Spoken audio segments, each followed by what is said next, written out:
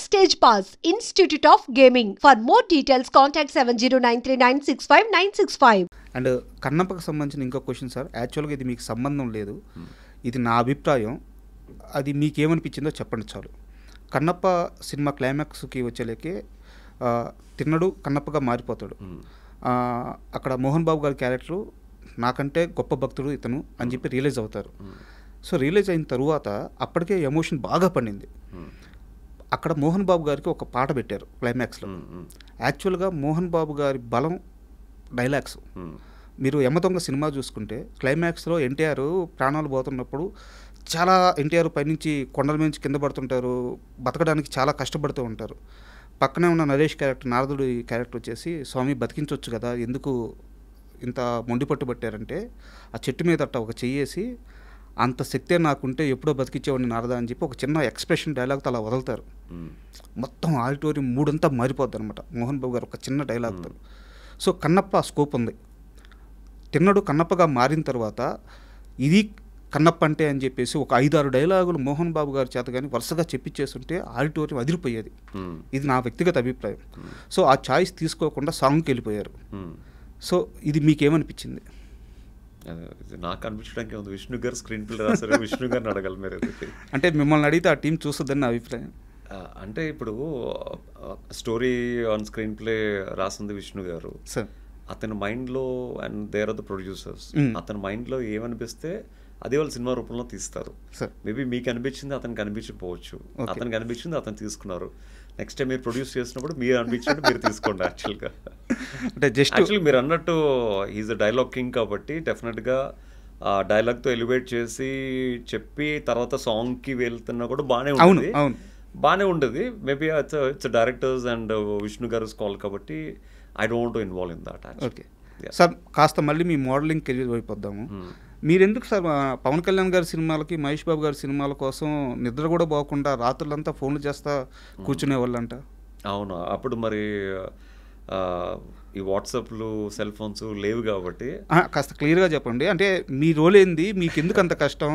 Morning వాళ్ళని షూట్కి తీసుకెళ్ళి వదిలిపెట్టి వచ్చేదాకా కూడా నిద్రపోయేవాళ్ళు కాదంట. అంటే ఏంది, కేవలం మహేష్ బాబు గారి సినిమాలు, పవన్ కళ్యాణ్ గారి సినిమాలకే ఎందుకు అది కుదిరింది? అసలు మీరు ఏం చేశారు? ఆ జర్నీ గురించి కాస్త చెప్పండి. అప్పుడు ఏంటంటే యాజ్ అ మోడల్ నేను యాక్టర్గా టర్న్ అయిన తర్వాత రాజ్ కుమారుడు ఫస్ట్ ఫిల్మ్ అనమాట. రాజ్ కుమారుడు ఫిల్మ్తో మహేష్ బాబు గారితో ఆ టీంతో I became very close. So friends కూడా షూటింగ్కి వచ్చేవారు, అప్పుడప్పుడు నన్ను కలిసేవారు.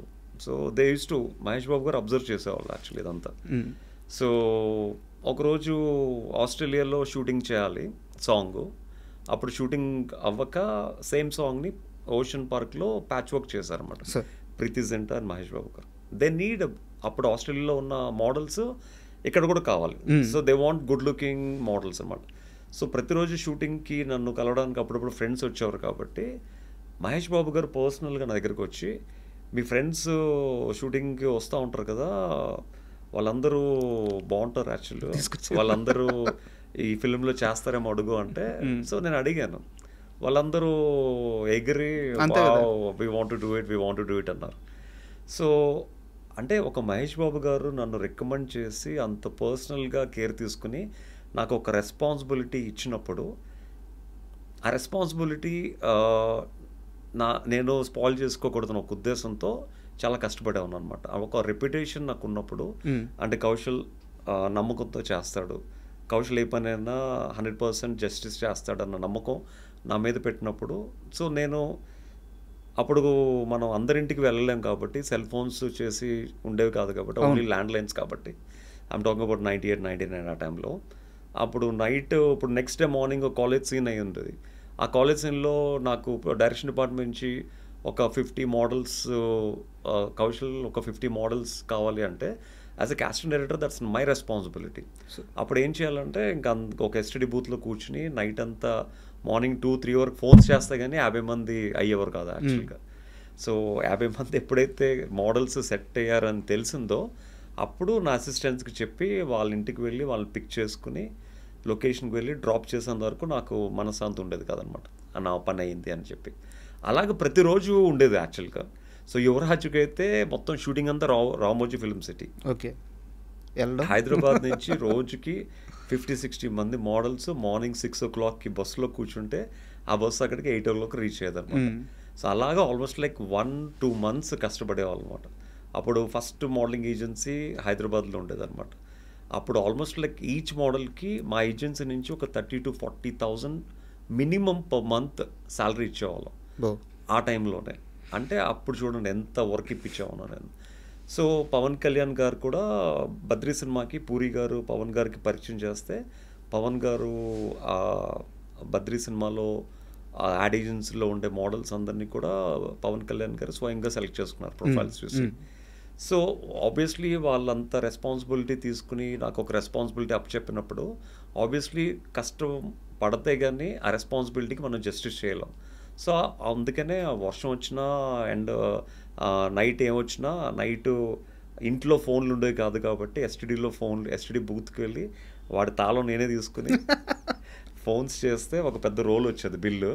ఆ బిల్లు నెక్స్ట్ డే నెలకి పే చేసామని నేనే తాళం వేసుకుని ఇంటికి వెళ్ళేవాను అనమాట. అలా ఉండేది అనమాట. అండ్ మీరు ఇలా మోడలింగ్లో బిజీ అయిన సమయంలో చాలామంది ఇలా పిక్ చేసుకునేవాళ్ళు, కొంతమంది షూట్స్కి పంపించేవాళ్ళు, ఇంకొంతమందికి ఎక్కడ అవకాశాలు ఉంటే అక్కడ పంపించేవాళ్ళు. మీరు కూడా కలిసి ట్రావెల్ అయ్యేవాళ్ళు. అలా మీరు కలిసి ట్రావెల్ అయ్యే సమయంలో ఒక హీరో మీకు పరిచయం అయ్యారు, ఉదయ్ కిరణ్ గారు. సో అంటే ఉదయ్ కిరణ్ గారు అసలు జీరోగా ఉన్నప్పుడు మీకు తెలుసు అంటే యాజ్ మోడల్గా నేను నా యాడ్ ఏజెన్సీ నుంచి ఉదయ్ కిరణ్ ఫిల్మ్స్కి హీరోగా రాకముందు నాతో ఒక 2 యాడ్ ఫిల్మ్స్ చేశారనమాట. ఓకే. సో అప్పటి నుంచి నాకు పరిచయం. సో అంటే ఉదయ్ కిరణ్ హీరో కాకముందు మీకు తెలుసు. ఆయన లైఫ్ ఏమీ పూల పంపు కాదు, ఆయన కూడా చాలా కష్టాలు పడి వచ్చారు.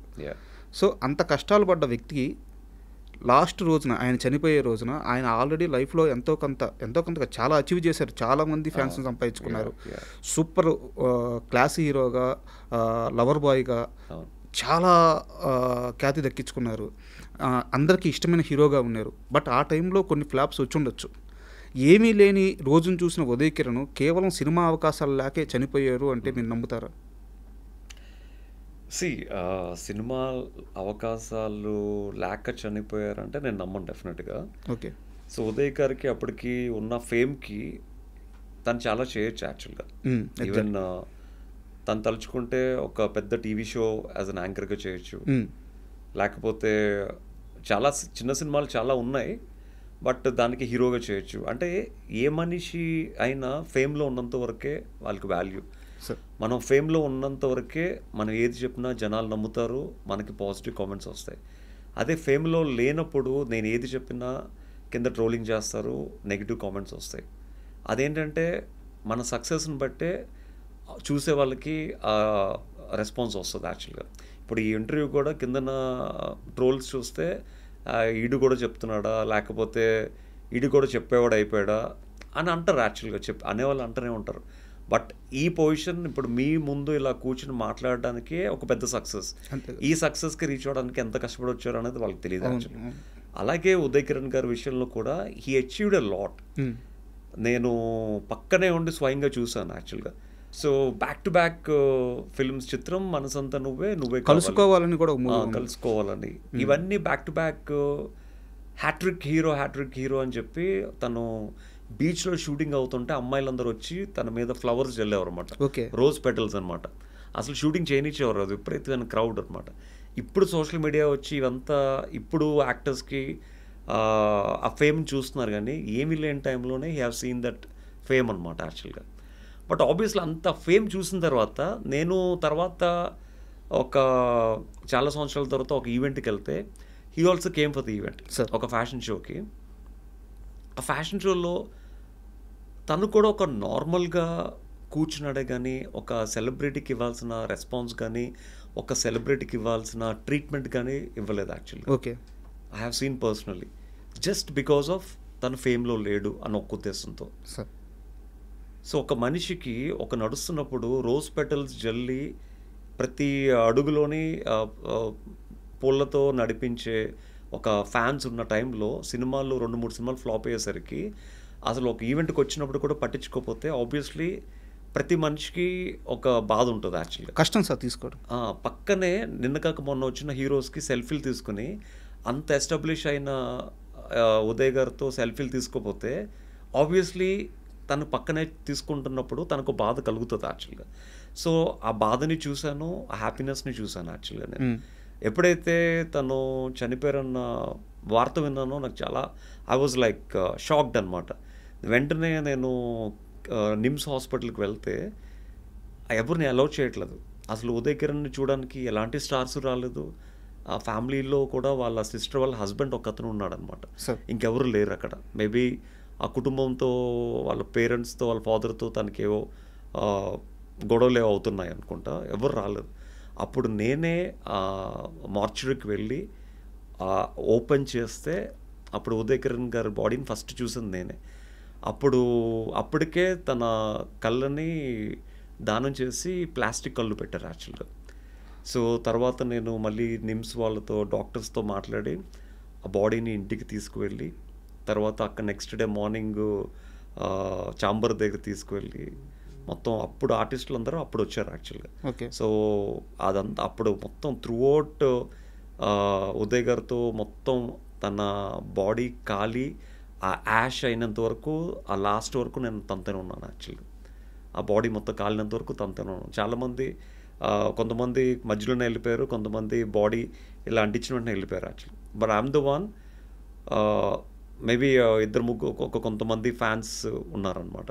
మొత్తం బాడీ అంతా కాలినంత వరకు, బాడీ బూడిదైనంత వరకు నేను ఉండి చూసి అప్పుడు నేను ఇంటికి వెళ్ళడం జరిగింది.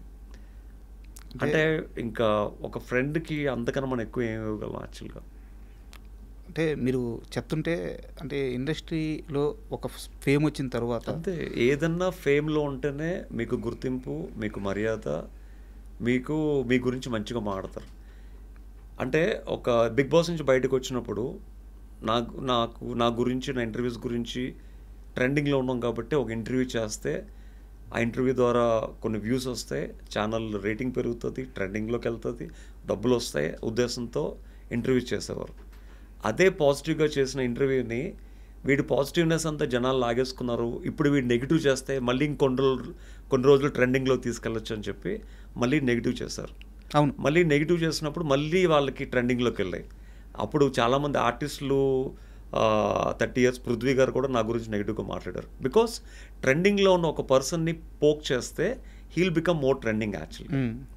సో చాలామంది నా పేరు యూజ్ చేసుకుని they came in to trending అనమాట. సో అలాగా నన్ను రైట్ లెఫ్ట్ ఆడుకున్నారు యాక్చువల్గా. బట్ ఇట్స్ ఓకే, బికాజ్ నా వల్ల వాళ్ళకి ఏదో ఒక విధంగా ఉపయోగం, మీరు అప్పటికే రాటు తెలిపోయారు, ఏదో ఒక విధంగా వాళ్ళకి ఉపయోగం పడుతుంది అని తెలిసిన తర్వాత ఇంకేమంటాం. సో ఫ్యామిలీస్ని మీడియా ముందుకు లాగారు, పిల్లలతో పాటు మీడియా ముందుకు వెళ్ళి మేమేంటో ప్రూవ్ చేసుకోవాల్సి వచ్చింది. ఇట్స్ ఓకే, ఇదంతా ఎందుకు, జస్ట్ బికాస్ ఆఫ్ ఒక మిడిల్ క్లాస్ పర్సన్. అదే మీరు రిచ్ పర్సన్ అయితే మీ జోలికి ఒక్కడు కూడా రాడు, మీ గురించి ఒక్కడు కూడా కామెంట్ పెట్టాడు. అది